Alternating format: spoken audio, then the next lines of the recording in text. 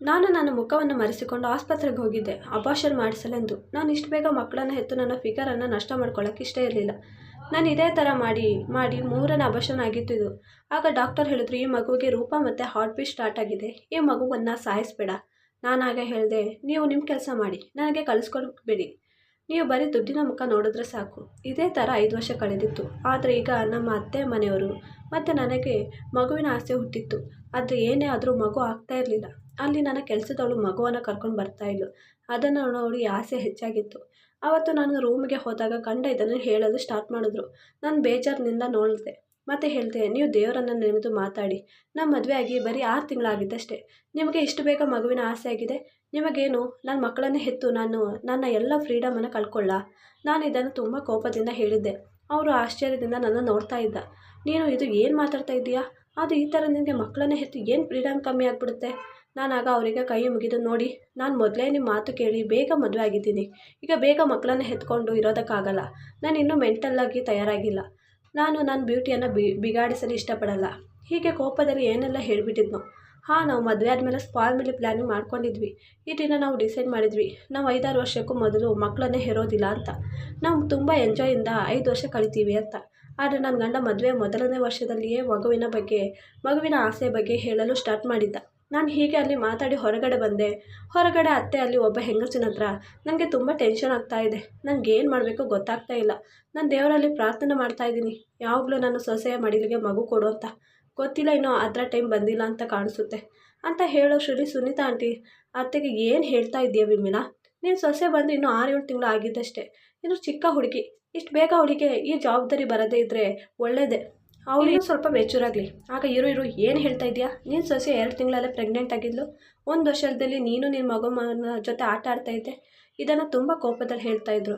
ನನಗೆ ತುಂಬ ಕೋಪ ಬಂತು. ಅಷ್ಟರಲ್ಲಿ ನನ್ನ ಅತ್ತೆ ತಿರುಗಿ ನನ್ನ ನೋಡಿದ್ರು. ಹೇ ದೇವ್ರೆ, ಹೇಗ ಕೋಪದಿಂದ ನೋಡ್ತಾ ಇದ್ದೀಯೇ? ಆಗ ನಾನೇ ಕೋಪದ ಮಾಡಲಿ ನಿಮ್ಮ ಮೇಲೆ? ನಾನೀಗ ಅಮ್ಮನ ಮನೆಗೆ ಹೋಗಿ ಬರ್ತೀನಿ, ಮತ್ತೆ ಮಾತಾಡ್ತೀನಿ ಇದ್ರ ಬಗ್ಗೆ. ಆಗ ಹಿಂದೆಯಿಂದ ಬೈಯೋದಕ್ಕೆ ಸ್ಟಾರ್ಟ್ ಮಾಡಿದ್ರು. ನಾನು ಹೋಗುವಾಗ ನಾನು ಹೋಗ್ತಾ ಇದ್ದೆ. ಇದು ಒಳ್ಳೆಯದನ್ನೇ ಮಾಡೋಕ್ಕೆ ಸ್ಟಾರ್ಟ್ ಮಾಡಿದ್ದೀಯಾ? ಯಾವಾಗ ಮನಸ್ಸು ಬರುತ್ತೋ ಅಮ್ಮನ ಮನೆಗೆ ಹೋಗೋಕ್ಕೆ. ಇಲ್ಲಿ ಎಲ್ಲರೂ ಒಂದೊಂದು ಹೇಳ್ತಾ ಇದ್ರೆ ನಿನ್ನ ಬಗ್ಗೆ. ಆದರೆ ಇದ್ರ ಬಗ್ಗೆ ಟೆನ್ಷನ್ನೇ ಇಲ್ಲ. ನಾನು ಅತ್ತೆ ಮಾತಿಗೆ ಕೇರೇ ಮಾಡ್ತಾ ಇರಲಿಲ್ಲ. ಯಾಕೆಂದರೆ ನನ್ನ ಗಂಡನ ಪರ್ಮಿಷನ್ ಮೊದಲೇ ಸಿಕ್ಕಿತ್ತು. ನನ್ನ ಗಂಡ ಹೇಳಿದ್ರು, ನಿನಗೆ ಯಾವಾಗ ಬೇಕಾದರೂ ನಿನ್ನ ಅಮ್ಮನ ಮಿಸ್ ಮಾಡ್ಕೋತಿದ್ದೀಯೋ ಆಗ ನೀನು ಹೋಗು, ನಿನಗೆ ಯಾರ ಬಗ್ಗೆನೂ ಟೆನ್ಷನ್ ಮಾಡೋ ಅವಶ್ಯಕತೆ ಇಲ್ಲ. ನನ್ನ ಅಮ್ಮನ ಮನೆ ಸ್ವಲ್ಪ ದೂರದಲ್ಲೇ ಇದ್ದದ್ದು, ನಡ್ಕೊಂಡು ಹೋಗ್ಬೋದು. ನಾನು ಹೋದೆ. ಆಗ ನನ್ನ ಅಣ್ಣ, ನಿನಗೆ ಮಾನ ಮರ್ಯಾದೆ ಅನ್ನೋ ಮಾತೇ ಇಲ್ವಾ? ಓಡಿ ಬಂದಿದ್ದೀಯಾ ಇಷ್ಟು ಬೇಗ? ಆಗ ನಾನು ಅಮ್ಮನ ಮುಖ ಆಗ ಅಣ್ಣ ನನ್ನ ತುಂಬ ಬೈತಾ ಇದ್ಲು. ಅಮ್ಮ ಅವಳು ಅಲ್ಲಿಂದ ಬಂದು ಅಲ್ಲಿ ಎಲ್ಲ ವಿಷಯ ಹೇಳೋದಕ್ಕೆ ಸ್ಟಾರ್ಟ್ ಮಾಡ್ತಾಳೆ. ಇನ್ನು ಅವಳೇ ಇಲ್ಲಿಂದ ಹೋಗಿ ಅಲ್ಲಿ ಜಗಳ ಮಾಡೋಕ್ಕೆ ಸ್ಟಾರ್ಟ್ ಮಾಡ್ತಾಳೆ. ಅಮ್ಮ ಹಿಂದಿನ ವಾರದಲ್ಲೇ ಅವಳ ಅತ್ತೆ ಮನೆಯಿಂದ 3 ಸಲ ವಾರ್ನಿಂಗ್ ಬಂದಿದೆ ನನಗೆ ಸಹಿಸೋಕ್ಕಾಗಲಿಲ್ಲ. ಆಗ ಅಯ್ಯೋ, ನನ್ನ ಬಗ್ಗೆ ಟೆನ್ಷನ್ ತಗೊಳ್ಳೋದನ್ನು ನಿಲ್ಲಿಸು, ಮೊದಲು ನಿನ್ನ ಹೆಂಡತಿ ಕಡೆ ಗಮನ ಕೊಡು ಅಂತ ಹೇಳಿದೆ. ಆಗ ಅವನು ಯಾಕೆ ಏನಂತ ಕೇಳ್ದ. ನಾನು ಸುಮ್ಮನೆ ಇರದೆ ನನ್ನ ಹತ್ರ ಇದ್ದ ಫೋಟೋವನ್ನು ತೋರಿಸ್ದೆ. ನನ್ನ ಅತ್ತಿಗೆ ಬುದ್ಧಿ ಸೇರಿ ಇಲ್ಲ ಅಂತ ಎಲ್ಲರೂ ಹೇಳ್ತಾಯಿದ್ರು. ನನ್ನ ಫ್ರೆಂಡ್ಗೆ ಈ ಫೋಟೋ ಸಿಕ್ಕಿ ನನಗೆ ಕಳಿಸಿದ್ಲು. ನಾನು ಈ ಥರ ಸರಿಯಾದ ಸಿಚುವೇಶನ್ ಬರಲಿ ಅಂತ ಕಾಯ್ತಾ ಇದ್ದೆ. ನನ್ನ ಅಣ್ಣ ಲವ್ ಮ್ಯಾರೇಜ್ ಆಗಿದ್ದು, ನಮಗೆ ಯಾರಿಗೂ ಇಷ್ಟ ಇರಲಿಲ್ಲ ಅವ್ನು ಮ್ಯಾರೇಜ್ ಆಗಿದ್ದು. ಎಲ್ಲರೂ ಹೇಳಿದರು. ಅವ್ನು ಕೇಳಿದೆ, ಮದುವೆ ಮಾಡ್ಕೊಂಡು ಕರ್ಕೊಂಡು ಬಂದಿದ್ದ. ಆಗ ಪ್ರೀತಿ ಅಂತ ಜೋರಾಗಿ ಕೂಗಲು ಆರಂಭಿಸಿದ. ನಾನಾಗ, ಇಲ್ಲಿ ಏನು ಕೂಗ್ತಾ ಇದ್ದೀಯಾ? ನೀನು ಹೆಂಡತಿ ಇರಲಿಲ್ಲ, ಯಾರಿಗೊತ್ತು ಯಾವುದೋ ಹುಡುಗನ ಜೊತೆ ಮೀಟ್ ಮಾಡೋಕ್ಕೆ ಹೋಗಿರ್ಬೋದು. ಆಗ ಅಣ್ಣ ಅಲ್ಲಿಂದ ಕೋಪದಿಂದ ಎದ್ದು ಹೋದ. ಅವ್ನು ಹೋದ ತಕ್ಷಣ ಅಮ್ಮ, ಅಯ್ಯೋ, ಅವಳು ಅಮ್ಮನ ಮನೆಗೆ ಹೋಗಿದ್ದಾಳೆ ಕಡೆ, ನನ್ನ ಹತ್ರ ಕೇಳಿನೇ ಹೋಗಿದ್ದು. ಆಗ ಬಿಡಮ್ಮ ಅಂತ ಹೇಳಿದೆ. ನಾನು ಮುಂದೆ ಆಗೋದನ್ನು ನೋಡೋದಕ್ಕೆ ಮನೇಲೇ ಇದ್ದೆ ಕಾಯ್ಕೊಂಡು ಅಣ್ಣನನ್ನು. ನನ್ನ ಅಮ್ಮ ಮಾತಾಡ್ತಾ ನಿಂತಿದ್ವಿ. ಆಗ ಅಣ್ಣನ ಸೌಂಡ್ ಬಂತು. ಹೋಗಿ ನೋಡಿದಾಗ ಅಣ್ಣ ಅತ್ತಿಗೆಯನ್ನು ಎಳ್ಕೊಂಡು ಬರ್ತಾ ಇದ್ದ. ಮನೆಯೊಳಗೆ ಕರ್ಕೊಂಡು ಬಂದು, ಎಲ್ಲಿಗೆ ಹೋಗಿದ್ದೆ? ಆಗ ರೀ, ನಿಮ್ಮ ಮೊಬೈಲ್ ಸ್ವಿಚ್ ಆಫ್ ಬರ್ತಾ ಇತ್ತು, ಅಮ್ಮನಿಗೆ ತುಂಬ ಹುಷಾರಿರಲಿಲ್ಲ, ಅದಕ್ಕೆ ಅತ್ತೆ ಹತ್ರ ಕೇಳಿ ಹೋಗಿದ್ದೆ. ಆಗ ನಾನು ಅಮ್ಮನ ಮುಖ ನೋಡಿದೆ. ಅಮ್ಮ ನನ್ನ ನೋಡಿ, ನನಗೆ ಯಾವಾಗ ಹೇಳಿದೆ ಅಂತ ಸುಳ್ಳು ಹೇಳಿಬಿಟ್ರು. ಆಗ ಅತ್ತಿಗೆ ಅಮ್ಮನ ಮುಖ ನೋಡಿ ದಂಗಾಗಿ ಹೋದ್ಲು. ಮೊಬೈಲ್ನಿಂದ ಆ ಫೋಟೋ ತೋರಿಸಿದ್ರು. ಆಗ ಅದು ನಾನು ಮದುವೆ ಆಗೋದಕ್ಕೆ ಮುಂಚೆ ತೆಗೆದಿದ್ದ ಫೋಟೋ. ಅದು ನನ್ನ ಗಂಡನ ಕಡೆಯವರು ನೋಡೋಕ್ಕೆ ಬಂದಾಗ ಹಿಂಸೆ ಮಾಡಿ ತೆಗೆದಿದ್ದ ಫೋಟೋ ಅದ್ರಿ. ನಾನು ನಿಜ ಹೇಳ್ತಾ ಇದ್ದೀನಿ, ನಾನು ನೀವು ಅಂದ್ಕೊಳ್ಳೋ ರೀತಿಯ ಹುಡುಗಿ ಅಲ್ಲ, ನಾನು ಒಳ್ಳೆ ಹುಡುಗಿ. ಅದಕ್ಕೆ ಆ ಮದುವೆಗೂ ಮುನ್ನ ನಿಮ್ಮ ಜೊತೆ ಓಡಿ ಬಂದಿದ್ದು ಪ್ರೀತಿ ಮಾಡಿದ್ದಕ್ಕೆ ನಾನಿಲ್ಲ ಅಣ್ಣ ಅವಳು ಸುಳ್ಳು ಹೇಳ್ತಾ ಇದ್ದಾಳೆ ಅಂತ ಹೇಳಿದೆ. ಆಗ ಅವನು ರೂಮಿಗೆ ಕರ್ಕೊಂಡೋಗಿ ಹೊಡೆಯೋದಕ್ಕೆ ಆರಂಭಿಸಿದ. ನಾನು ಅಮ್ಮನ ಹತ್ರ ನಾನು ಬಂದ ಕೆಲಸ ಮುಗೀತು ಅಮ್ಮ, ಇನ್ನು ನಾನು ಹೋಗ್ತೀನಿ ಅಂತ ಹೇಳಿ ಹೋದೆ. ಹೋಗುವಾಗ ಅತ್ತಿಗೆ ನನ್ನ ಶಪಿಸುತ್ತಿರುವುದನ್ನು ಕೇಳ್ತಾ ಇತ್ತು. ನಾನು ಅದಕ್ಕೆಲ್ಲ ಕೇರ್ ಮಾಡದೆ ಹೋದೆ. ಅಲ್ಲಿ ನೋಡಿದ್ರೆ ನನ್ನ ಫ್ರೆಂಡ್ ಬಂದು ವೆಯ್ಟ್ ಮಾಡ್ತಾಯಿದ್ಲು. ಅದು ನನ್ನ ಕ್ಲೋಸ್ ಫ್ರೆಂಡ್ ಆಗಿದ್ದು. ನಾನು ಅವಳನ್ನು ನೋಡಿಯೇ ಈ ನಿರ್ಧಾರಕ್ಕೆ ಬಂದಿದ್ದು. ಅವಳ ಮದುವೆ ನನಗಿಂತ ಮುಂಚೆನೇ ಆಗಿದ್ಲು. ಆದರೆ ಅವಳ ಬಾಡಿ ಮೇಂಟೈನ್ ನೋಡಿದ್ರೆ ಶಾಕ್ ಆಗ್ತಾಯಿತ್ತು. ಆದರೆ ಅವಳು ಹೇಳ್ತಾ ಇದ್ಲು, ನಮಗೆ ಮಕ್ಕಳು ಆದ್ರೇ ಆಂಟಿಯರು ಆಗೋದು ನೋಡು ನನ್ನ ಅಂತ. ಹಾಂ, ಆದರೆ ಅವಳ ಗಂಡನ ಮಾತು ಕೇಳ್ತಾ ಇರಲಿಲ್ಲ. ಅವನಿಂದ ಡೈವರ್ಸ್ ತಗೊಂಡಿದ್ದ. ಅವನೊಂದು ಬಿಸ್ನೆಸ್ ಕೊಟ್ಟಿದ್ದ ಡೈವರ್ಸ್ ತಗೊಂಡು. ನಾನು ಅವಳ ಬ್ಯೂಟಿ ನೋಡಿ ತುಂಬ ಇಷ್ಟ ಆಗಿತ್ತು. ಅವಳನ್ನು ನೋಡಿ ನಿರ್ಧಾರ ಮಾಡಿದ್ದೆ ಈ ಡಿಸಿಷನು, ಮಕ್ಕಳು ಬೇಡ ಅನ್ನೋದು. ಹಾಗೆ ದಿನಗಳು ಕಳೀತು. ಆದರೆ ಇದರ ಮಧ್ಯದಲ್ಲಿ ಪ್ರೆಗ್ನೆಂಟ್ ಕೂಡ ಆಗಿದ್ದೆ. 2-3 ದಿನದಿಂದ ತುಂಬ ವ್ಯಾಮಿಟ್ ಮಾಡ್ತಾ ಇದ್ದೆ. ಆಗ ಅತ್ತೆ ನನ್ನ ನೋಡಿ ನಗಾಡ್ತಾ ಇದ್ರು.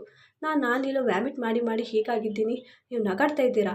ಆಗ ಇದು ನಗಾಡೋ ಮತ್ತು ಸಂತೋಷ ಪಡುವ ವಿಷಯ ಅಲ್ವಾ? ಆಗ ಏನು ಹೇಳ್ತಾ ಇದ್ದೀರಾ? ಹಾಂ, ನೀನೀಗ ಸ್ವಲ್ಪ ದಿನದಲ್ಲಿ ನನ್ನ ಮೊಮ್ಮಗುನ ಕೊಡ್ತೀಯಲ್ಲ ಅದಕ್ಕೆ. ನನಗೆ 2 ದಿನ ಮುಂಚೆನೇ ಡೌಟ್ ಇತ್ತು, ಆದರೆ ಈಗ ಕ್ಲಿಯರ್ ಆಯಿತು. ಮತ್ತು ಮನೆಗೆ ಕೆಲಸದವಳನ್ನು ಕರೆಸಿದ್ರು.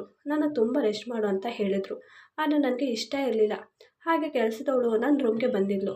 ನಾನು ನನ್ನ ಫ್ರೆಂಡ್ ಜೊತೆ ಮಾತಾಡ್ತಾ ಇದ್ದೆ, ಇದರಿಂದ ಹೇಗೆ ಬರಲಿ ಹೊರಗೆ ಅಂತ. ಇದು ಕೆಲಸದವಳು ಕೇಳಿಸ್ಕೊಂಡು ಬೇಗ ಹೋಗಿ ಬಾಗಿಲು ಮುಚ್ಚಿ ಬಂದಳು. ಮತ್ತು ನನ್ನ ಹತ್ರ ಬಂದು, ಮೇಡಮ್ ನೀವು ಇದರಿಂದ ಹೊರಗಡೆ ಬರಬೇಕಾ? ಅಂದರೆ ನನ್ನ ಜೊತೆ ಬನ್ನಿ, ದುಡ್ಡು ಇದ್ದರೆ ಸಾಕು, ನಾನು ಕ್ಲಿಯರ್ ಮಾಡಿಸ್ತೀನಿ ಅಂತ ಹೇಳಿದ್ಲು. ಹಾಗೆ ನಾನು ಅವಳ ಮಾತು ಕೇಳಿ ಅವಳ ಜೊತೆ ಹೋದೆ. ಅವಳು ಬಂದು ಡಾಕ್ಟರ್ ಹತ್ರ ಕರ್ಕೊಂಡೋಗಿ ನಾನು ಅಬಾರ್ಷನ್ ಮಾಡಿಸಿದ್ಲು. ಯಪ್ಪ ಸದ್ಯ. ಆದರೆ ಮನೆಯಲ್ಲಿ ಏನು ಹೇಳೋದು ಅನ್ನೋ ಚಿಂತೆಯಲ್ಲಿ ಮುಳುಗಿದ್ದೆ. ಆಗ ಅವಳೇ ನಾವು ಹೇಗಿದ್ರು ಸ್ಕ್ಯಾನಿಂಗ್ ಮಾಡ್ಸೋಕ್ಕೆ ಬಂದಿದ್ದು ಅಂತ ಸುಳ್ಳು ಹೇಳಿದ್ದೀವಿ. ಇದರ ಮಧ್ಯೆ ಬರುವಾಗ ಆಕ್ಸಿಡೆಂಟಾಗಿ ಹೀಗೆಲ್ಲ ಆಯಿತು ಅಂದರೆ ಸಾಯಿತು. ಮತ್ತು ಮೇಡಮ್ ಅವರೇ, ನೀವು ಈಗ ಸೀದಾ ನಿಮ್ಮ ತಾಯಿ ಮನೆಗೆ ಹೋಗಿ, ನಾನು ನೋಡ್ಕೋತೀನಿ. ಆಗ ನಾನು ಹೋದೆ ತಾಯಿ ಮನೆಗೆ. ಮನೆಯಲ್ಲಿ ಎಲ್ಲರಿಗೂ ಗೊತ್ತಾಗಿ ತುಂಬ ನೋವಾಯಿತು. ನನ್ನ ಗಂಡ ಅಂತೂ ತುಂಬ ಖುಷಿಯಿಂದ ಇದ್ದ. ಆದರೆ ಈಗ ತುಂಬ ಬೇಜಾರಿನಲ್ಲಿ ನನ್ನ ಮುಂದೆ ಬಂದು ಕೂತಿದ್ದ. ನಿನಗೆ ನೋಡ್ಕೊಂಡು ಹೋಗೋದಕ್ಕಾಗಲಿಲ್ವಾ? ನಿನ್ನಿಂದ ನನ್ನ ಮಗು. ಆಗ ನಾನು, ನೀವೇನು ಬೇಕು ಅಂತ ಮಾಡಿದ್ನ ನಾನು? ನೀವು ಹೇಳೋದು ಹಾಗಿದೆಯಲ್ಲ. ಒಂದು ನಿಮಿಷ ನನ್ನ ನೋಡಿ, ಯಾರಿಗೆ ಗೊತ್ತು? ದೇವರಿಗೆ ಗೊತ್ತು. ಯಾಕೆಂದರೆ ನಿನಗೆ ಮೊದಲೇ ಇಷ್ಟ ಇರಲಿಲ್ಲ ಮಕ್ಕಳು ಅಂದರೆ.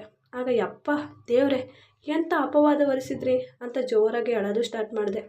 ಆದರೆ ಅವರು ಇದರಿಂದ ಮೆಲ್ಟ್ ಆಗಿಬಿಡ್ತಾರಂತ ಗೊತ್ತಿತ್ತು. ಹಾಗೆ ಆಯಿತು, ಇಲ್ಲ ಸಾರಿ ಅಂತ ಹೇಳಿದ್ರು ನನಗೆ. ನೀವು ಎಷ್ಟು ಬದಲಾಗಿದ್ದೀರಿ, ನೀವು ಬಂದು ನನಗೆ ಆಕ್ಸಿಡೆಂಟ್ ಆಗಿ ಏನಾದರೂ ಆಯ್ತಾ ಅಂತ ಕೇಳಿದ್ರಾ? ಇಲ್ಲ. ಆಗ ತಲೆ ಬಗ್ಗಿಸಿದ್ರು. ಆ ಮಾತು ಮತ್ತೆ ಬರಲಿಲ್ಲ. ನನ್ನ ಅಮ್ಮನಿಗೆ ತುಂಬ ಬೇಜಾರಾಗಿತ್ತು, ಹೇಗೆ ಆಯ್ತಲ್ಲ ಅಂತ. ನನ್ನ ಅಮ್ಮನ ಹತ್ರ, ಯಪ್ಪ ಸದ್ಯ ಬಚಾವಾದೆ. ಆಗ ಏನೇ ಹೇಳ್ತಾ ಇದೀಯಾ?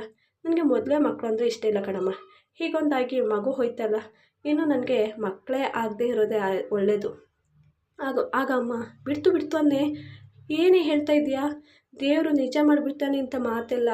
ಒಂದೊಂದು ಮಾತನ್ನು ನೋಡು, ಗಂಡಂದಿರು ಸ್ವಲ್ಪ ದಿನ ಮಾತ್ರ ಚೆನ್ನಾಗಿ ನೋಡ್ಕೋತಾರೆ.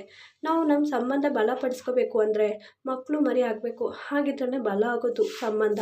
ಹೆಣ್ಣು ತಾಯಿ ಆದ್ರೇ ಅವಳ ಜನ್ಮ ಸಾರ್ಥಕ ಆಗೋದು. ಮಗು ಇಲ್ಲದಿದ್ದರೆ ಗಂಡಂದಿರು ಬಿಟ್ಟು ಗಂಡಂದಿರಿಗೆ ಮಕ್ಕಳು ಜನ್ಮ ನೀಡೋ ಹೆಣ್ಣನ್ನೇ ಇಷ್ಟ ಆಗೋದು.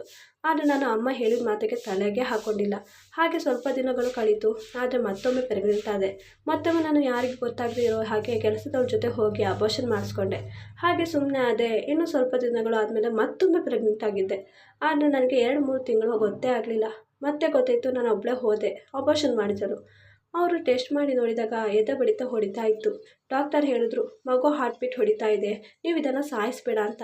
ನಾನು, ನಿಮಗೆ ಹೇಳಿದ್ದಷ್ಟು ಮಾಡಿ, ನಿಮಗೆ ಇದರ ಬಗ್ಗೆ ಎಲ್ಲ ಟೆನ್ಷನ್ನು ಬೇಡ, ಓನ್ಲಿ ದುಡ್ಡಿನ ಬಗ್ಗೆ ಇದ್ದರೆ ಸಾಕು. ಅವರು ಎಷ್ಟೇ ಬೇಡ ಅಂದರೂ ಕೇಳಲಿಲ್ಲ, ಮಾಡಿಸ್ಕೊಂಡು ಬಂದೆ. ತುಂಬ ಖುಷಿಯಲ್ಲಿದ್ದೆ. ಆದರೆ ಇತ್ತೀಚಿನ ದಿನಗಳಲ್ಲಿ ನನ್ನ ಗಂಡ ಹೆಚ್ಚಾಗಿ ನನ್ನ ಜೊತೆ ಮಾತಾಡ್ತಾ ಇರಲಿಲ್ಲ. ಮತ್ತು ಹೋಗಿ ಹತ್ತಿರ ಕೂತ್ಕೊಂಡ್ರೆ ಎದ್ದು ಹೋಗ್ತಾ ಇದ್ದ. ಅದೇ ದಿನಗಳಲ್ಲಿ ನಮ್ಮ ಮನೆ ಕೆಲಸದವಳು ಪ್ರೆಗ್ನೆಂಟ್ ಆಗಿತ್ತು. ಅವಳನ್ನು ಎಲ್ಲರೂ ತುಂಬ ಚೆನ್ನಾಗಿ ನೋಡ್ಕೋತಿದ್ರು. ಎಷ್ಟು ಕೇರ್ ಮಾಡ್ತಾಯಿದ್ರು ಅಂದರೆ ಎಲ್ಲರ ಜೊತೆಗೆ ನನ್ನ ಗಂಡ ಕೂಡ ಅವಳನ್ನು ಅಷ್ಟು ಚೆನ್ನಾಗಿ ನೋಡ್ಕೋತಿದ್ದ. ಅವಳು ಹೇಳಿದ್ದನ್ನೆಲ್ಲ ಎಲ್ಲವನ್ನು ತಂದು ಕೊಡ್ತಾಯಿದ್ರು. ತಿಂಗಳಿಗೆ ಆಗ್ತಾ ಅವಳು ತುಂಬ ಸಂತೋಷದಲ್ಲಿದ್ಲು. ಇದನ್ನು ನೋಡಿ ನನಗೂ ತುಂಬ ಆಸೆ ಆಯಿತು. ಆದರೆ ನನ್ನ ಗಂಡ ಹತ್ತಿರನೇ ಬರ್ತಾ ಇರಲಿಲ್ಲ. ನಾನು ಗಂಡ ಹೀಗೆಲ್ಲ ಮಾಡ್ತಾ ಇದ್ದಾನೆ ಅಂತ ಅತ್ತಿಗೆ ಹತ್ರ ಹೇಳಿದೆ. ಆಗ ಅತ್ತಿಗೆ, ಅವನ ಮಗುನ ಹೊಟ್ಟೆಯಲ್ಲಿ ಮನುಷ್ಯತ್ವ ಇಲ್ಲದೆ ಸಾಯಿಸಿದ್ರೆ ಇನ್ನು ಹೇಗೆ ಮಾತಾಡ್ತಾರೆ ಹೇಳು? ನಾನು ಅವ್ರು ಹೇಳಿದ್ದನ್ನು ಕೇಳಿ ದಂಗಾಗಿ ಹೋದೆ.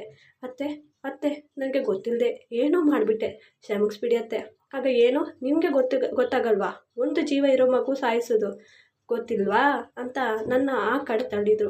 ಅಷ್ಟೊತ್ತಿಗೆ ನನ್ನ ಗಂಡ ಬಂದ. ಆಗ ನಾನು ಕಾಲು ಹಿಡ್ಕೊಂಡು ಕ್ಷಮೆ ಕೇಳ್ದೆ ಅವ್ರ ಹತ್ರ. ಆಗ ನೋಡು ನಿನ್ನ ಹೀಗೆ ಬಿಟ್ಟು ಇರೋದೆ, ನೀನು ನೋಡು ನಿನ್ನ ಅಂಥ ಹುಡುಗಿನ ಇಷ್ಟಪಟ್ಟನಲ್ಲ ಅನ್ನೋ ಕೊರಗಿದ ನನಗಿನ್ನು. ನನ್ನ ಮಗು ಉಸಿರಾಟ ನಿಲ್ಲಿಸಿದ. ನನಗೆ ನಿನ್ನ ಜೀವನದಲ್ಲಿ ಇರಲು ಅಧಿಕಾರ ಇಲ್ಲ. ಆಗ ಅತ್ತೆ ಹೋಗುವಾಗ ಇದು ಯಾರು ಅಂತ ನೋಡಿಕೊಂಡು ಹೋಗು, ಇದು ನನ್ನ ಎರಡನೇ ಸೊಸೆ ಅಂತ ಕೆಲಸದವಳನ್ನ ತೋರಿಸಿದ್ರು. ನನಗೆ ತುಂಬ ಶಾಕ್ ಆಯಿತು. ಅವಳು ನಮ್ಮ ವಾರಿಸ್ದಾರನ ಕೊಡ್ತಾ ಇದ್ದಾಳೆ, ಇನ್ನು ನಿನ್ನ ಅವಶ್ಯಕತೆ ಇರಲಿಲ್ಲ ಅಂತ ಹೊರಗಡೆ ಹಾಕಿದ್ರು. ಆಗ ಅವಳು ಬಂದು ಆಗ ಏನು, ಹಾಂ ನಿನಗೆ ಮಕ್ಕಳು ಇಷ್ಟ ಇರಲಿಲ್ಲ, ಮತ್ತು ನಿನ್ನ ಅತ್ತೆಗೆ ನೀನಂದರೆ ಇಷ್ಟ ಇರಲಿಲ್ಲ. ನನ್ನ ಇಲ್ಲಿ ಕರ್ಕೊಂಡು ಬಂದರು ಹೇಗಾದರೂ ಮಗನ ಜೊತೆ ಮದುವೆ ಮಾಡಿಸಲು. ಆದರೆ ಮಿಕ್ಕಿದ್ದೆಲ್ಲ ನಾನು ಮಾಡಿದೆ. ಏನು ಅಂತನಾ, ನೀನು ನನ್ನ ಕರ್ಕೊಂಡು ಬರುವಾಗ ಪ್ರೆಗ್ನೆಂಟ್ ಆಗಿದ್ದೆ, ಈಗ ನನ್ನ ಅವಶ್ಯಕತೆ ಇಲ್ಲಿಲ್ಲ ಅಂತ ಹೇಳಿದರು ಅತ್ತೆಮ್ಮ.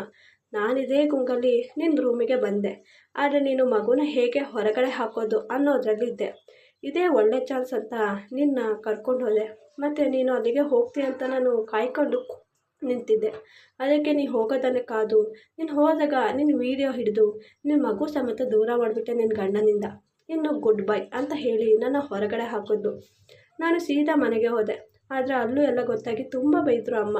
ಇಲ್ಲಿ ನಿನ್ನ ಅಣ್ಣನ ಜೊತೆ ಅಣ್ಣನ ಜೀವನ ಹಾಳು ಮಾಡಿದೆ, ಅದರಿಂದ ನಿನ್ನ ಅತ್ತೆಗೆ ಮಗುನ ಕರ್ಕೊಂಡು ಹೋದ್ಲು. ಇನ್ನು ಬರೋದಿಲ್ಲ ಅನ್ನೋ ತೀರ್ಮಾನದಲ್ಲಿದ್ದಾಳೆ ನಿನ್ನ ಅತ್ತಿಗೆ. ನನ್ನ ಮಗು ನೆನಪಿನಲ್ಲೇ ಕೊರಗ್ತಾ ಇದ್ದಾನೆ. ಮತ್ತು ಜೀವ ಇರೋ ಮಗುವನ್ನು ಹೀಗೆಲ್ಲ ಮಾಡಿ ಸಾಯಿಸಿದೆಯಲ್ಲ, ನೀನು ನನ್ನ ಹೊಟ್ಟೆಯಲ್ಲಿ ಹುಟ್ಟಿದ ಮಗಳೇನಾ, ಇನ್ನು ನನ್ನ ಎದುರು ಕಾಣಿಸ್ಕೋಬೇಡ, ನಾನು ಸೊಸೆಯನ್ನು ಕ್ಷಮೆ ಕೇಳಿ ಕರ್ಕೊಂಡು ಬರ್ತೀನಿ ಅಂತ ಹೋದರು. ನಾನೆಲ್ಲ ಹೊರಗಡೆ ಬಿದ್ದು ಹೋಗಿದ್ದೆ. ನೀವೇ ಹೇಳಿ, ನಾನು ಮತ್ತೊಮ್ಮೆ ಹೋಗಿ ನನ್ನ ಗಂಡನ ಹತ್ರ ಕ್ಷಮೆ ಕೇಳಿದ್ರೆ ಕ್ಷಮಿಸ್ತಾನ? ಅಮ್ಮ ವಾಪಸ್ ಬಂದು ಮನ ಕರಗಿ ಒಳಗಡೆ ಕರ್ಕೋತಾಳೆ ನನ್ನ. ಈ ವಿಡಿಯೋ ಇಷ್ಟವಾದಲ್ಲಿ ಪ್ಲೀಸ್ ನನ್ನ ಚಾನಲ್ನ ಲೈಕ್ ಆ್ಯಂಡ್ ಸಬ್ಸ್ಕ್ರೈಬ್ ಮಾಡಿ.